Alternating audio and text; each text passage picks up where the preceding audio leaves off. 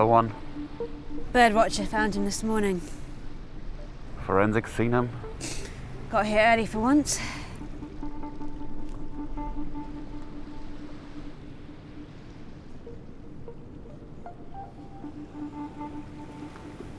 Still cold. Is this all, man? Looks like it. Same ligature wounds at the wrists and ankles. Placement of the body. And he left his calling card. He's mocking us. I'll call it in. No ice cream man in this city is safe tonight. It did become more like a battlefield. I just did what I had to do to get through the day. You know, people started to panic. He was just an animal in a cage, and we were just pieces of meat. Having somebody who I thought loved me destroy me, I am currently struggling to look in mirrors. There was talk about, oh, do we take her to the hospital? She did eventually collapse. I did think it was the worst mistake of my entire career, and I've made some mistakes. Things were getting more and more out of control. A creative nuclear bomb. Left me with chills. Chills down my spine. And then you guys just create slop on the tables, everyone. You're all just little piggies. Trying to get it. Just really, oh, yummy slop. Give it all to me. It's yummy, isn't it? It's delicious. No, it's not. It's disgusting. The story we're trying to tell is that of the Ice Cream Man murders. It was a spate of killings in the early noughties, all of them ice cream van men. The Ice Cream Man murders was a cold case, ironically, previously unsolved. No one's ever been charged. We don't know if it was a serial killer or if it was pure coincidence. Matthew pitched this project because he had a vision, and that vision was their deaths were linked by a brutal killer. And that got me interested. This project's a very personal one, whilst also being a very universal one. We all love ice cream. For me, it just became really important to tell the story just because we needed to do these things justice. We needed to do the story justice, and the story needed to do me justice. Great, thanks everyone. Reset, please. Matt? Yeah. Oh, Matthew, by the way. Sorry. No, don't be silly. It's all good. Hi.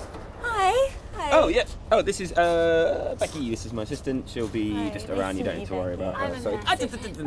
I would describe Matthew as creative, thinking outside the box, really sometimes cruel, but a genius. Yeah. That's the word. That's the word, I think. Also, what do you think about an ice cream cone? One on each horn. Too much? I don't like it. You don't like it? We won't do it. No problem. Cool, let's go again. I like the idea of working with such a visionary director. I've heard rumors that it might get difficult working with him. I thought if someone can handle this guy, it's Lambert. I love Lambert. You know, it's to his credit that he's taken this foray into this new world and this new genre. He is unique. Unique things bring their own brilliance and their own problems, and he's got plenty of both.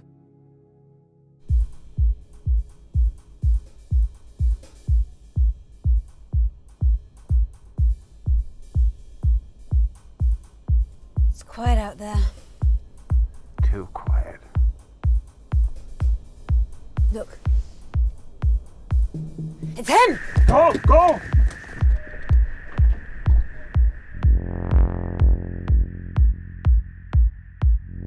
On The Stranger, I was BTS to start with, and then out of the blue, Matthew decided that I was going to play the murderer, Kevin. You just need to just organise them, which you're fine with, right? Yeah. Yeah? Hiya. Yeah, cool. Oh, hi. Hello. I'm Chris, behind the scenes. Amazing. How you doing? It was very surprising. I woke up to a note that had been slid under the door that just said, "You're Kevin now." And what that meant was that James Bell who was set to play Kevin, incredible actor, then had to shoot BTS. He was quite frustrated with that. Chris, Chris Boyd, clever old Chris Boyd. Yeah, he was nobody. He was an absolute nobody. Let me know if I get in the way or anything. Imagine going from a position where everybody doesn't want to see you and you have to film them, and then somebody says, no, you're wasted here. You have a glow. You have a glow in your soul. I just looked at him and thought, you look terrifying. The car chase is such a big part of every crime story. It is something that people love because it's fast, exciting. And we had to do it on scooters. Yeah. Matthew? Because we want to... yeah? We need to have a chat. Okay. Yeah, let's have... Cheers. What's that? I don't really understand why the car chase is being replaced by scooters. Why? Well, it's just pure. It's just wheels and road and man. That's all it is. It's just one man, two wheels, another man, another two wheels. Pure. Grab them, go. And it'll just speed. You guys will just zip along. It'll be amazing. Trust me, it's thrilling to watch. I found it was a weird decision Help if you were wearing lycra. creatively. These are the things that were happening. Looks kind of sweet, but it's way more dangerous. In fact, I broke my rib. When I was lying on the floor, I thought, this is going the wrong way. So I think the most iconic scene in the whole series was the murderboard scene with the red thread. It was a long day, and I was wrapping Lambert with spools and spools of thread, and then Matthew said something to me. He told me to imagine that I was a spider, and the red thread was my web, and that Lambert was a fly. I did feel a psychological shift, and eventually all I could see was red thread. To see your idol in that state, it was quite horrifying. I think everyone was quite concerned. I lost all sense of time. I lost all sense of space. I just couldn't stop myself. The murderboard scene was another red flag. Things were getting more and more out of control. He was focusing on things that were not important. Guys, stop the tape. Stop. Oh, okay, yeah, cut. Every relationship with every actor is different. It's exciting guiding him around this new genre and this new world that he's not really used to. I'm like a fisherman. I'm sort of reeling him in to be caught, and so that to where I've got him, and he's mine and doing what I want because I'm the director. That's how our kind of symbiotic relationship works really well, I think. Follow the thread. Yeah. Follow. Yeah, sure. More threads. Loads more threads. I think it took a bit of adjustment getting used to Matthew's methods, but I'm a professional, and I throw myself into every job I get. I need you to get me out of this, right? No, hang on, no, this is not part of our BAFTA strategy, Miriam. I was very happy to be there. I was having the time of my life. I have to go. Look, just call me back, okay?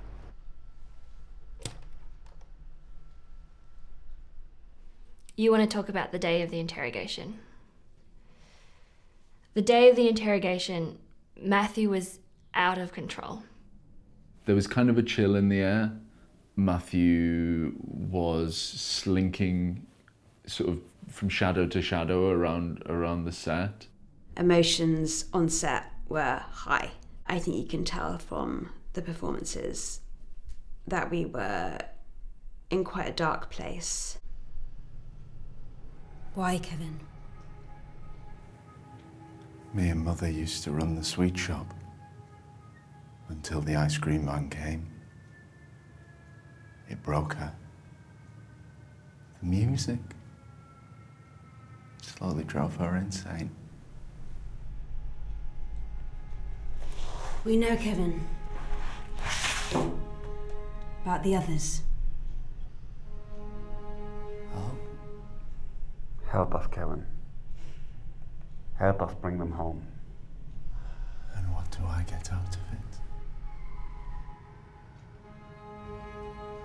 What do you want? How about some ice cream?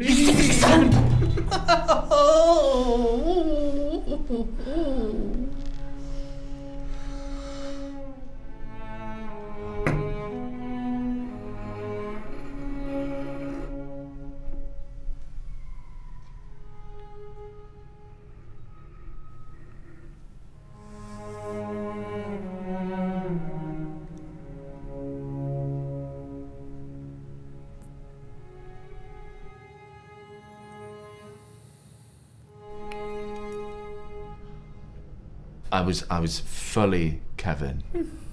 I was completely lost. Chris was no more, and I was embodying that role. And then out of the blue, Matthew called cut. Cut!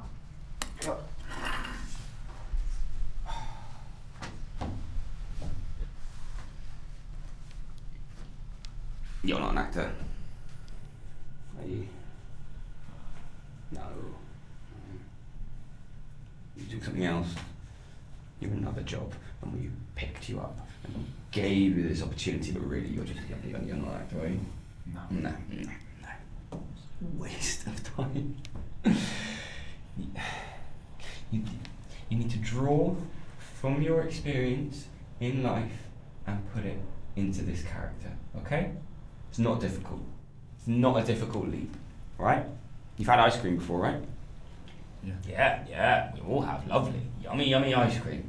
Yeah. Matthew's a perfectionist. When it doesn't reach that level of perfect, I think he really takes that personally. I think all those minor little things that weren't working really almost took over Matthew. It was like a whole new side to him. Is this supposed to be ice cream? Oh my god, is it supposed to be ice cream? Yes or no? Matthew! My name is Matthew, okay? We've been through this so many times. Every time I arrive, something else has gone wrong. Horrible.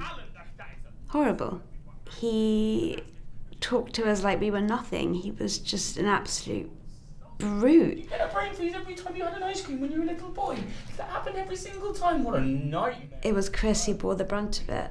And he did a good job, bless him. He was fine. It's an amazing thing to have your life's ambition realised and torn down in the space of 16 hours. Up and down we march. He was just possessed. You just don't know how you're going to react in that situation. You think you're going to be brave, but we just wanted it to be over by that stage. End is off, end is on. Which is it? We don't even know. We're wasting time. Don't you dare smirk at me. He completely lost it. That moment left a profound impression on me. Artists. I tried to handle it with politeness. It didn't work. Something had to change. All good? Yeah, thanks, Matthew. Yeah, sign off. Amazing, thanks so much, guys. Nice to see you all again. It's funny, isn't it? Art imitating life and the other way. I quite like that now I'm sort of part of the story, for life.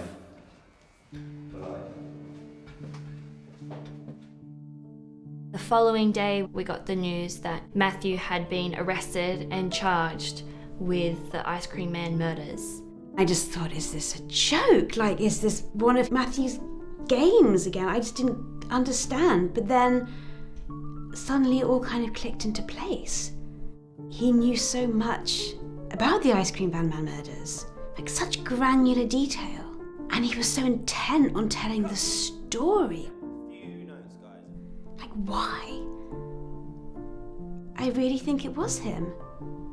Somehow the evidence is actually quite compelling, which is annoying, to say the least. People say that Matthew was framed for the Ice Cream Man murders, that he was innocent. I wouldn't like to comment on that, but what I will say is it could be done. It's not lost on me quite how sort of beautiful it is that, how many directors can say they've become their own story. It's quite a legacy, really, when you think about it.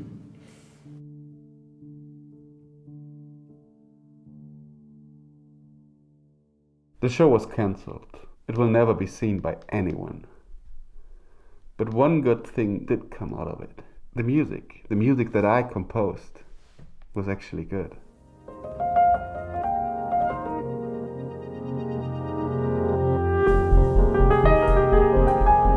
Because he wanted a sense of urgency, he sort of demanded that everybody in the cast and crew would wear bait around their legs and trousers to sort of increase the fear that at any moment wild animals could be on their tail.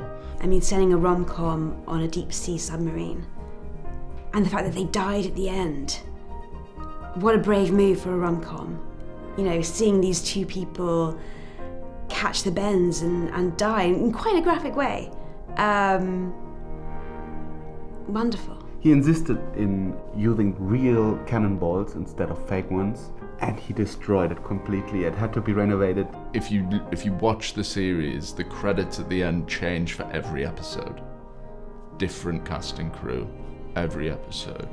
And no mention of... People's IMDb's just stopped. I had heard of Matthew, but I hadn't seen any of his stuff. It's just not really my thing.